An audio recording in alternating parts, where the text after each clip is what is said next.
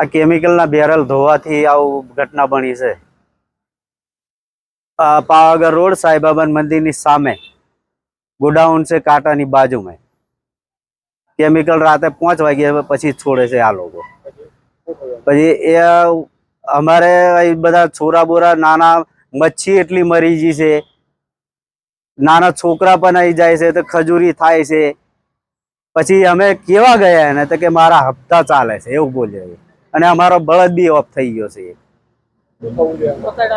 અને કોતેડાનું પાણી આવે છે એની અંદરથી એ મોટર પાઇપ લગાવેલી છે અને બેરલો ધોવે છે।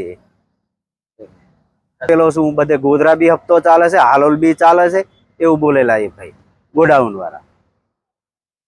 પછી આ બીજી ફેર આવું ના થવું જોઈએ, પોલીસ ફરિયાદ થવી જોઈએ। મારું મહેશભાઈ રાઠવા સનાભાઈ।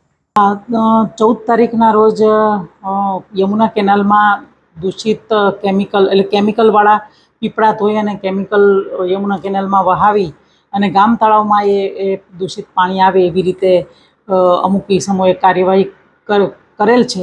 તો આવા ઈસમો સામે હાલોલ નગરપાલિકાએ પોલીસ ફરિયાદ આપવાની તેમજ જીપીસીબી સાથે સંકલનમાં રહી અને આ લોકોનું સઘન ચેકિંગ કરી અને તેમની પાસે તેમની માલિકીના ને જે કોઈ પુરાવા હોય તે બધું માંગવાની આજે નોટિસ આપવામાં આવેલી છે અને આ બાબતની જાણ કલેક્ટર સાહેબને પણ લેખિતમાં કરવામાં આવેલ છે અને આવા ઈસમો સામે કડક હાથે કાર્યવાહી કરવામાં આવનાર છે।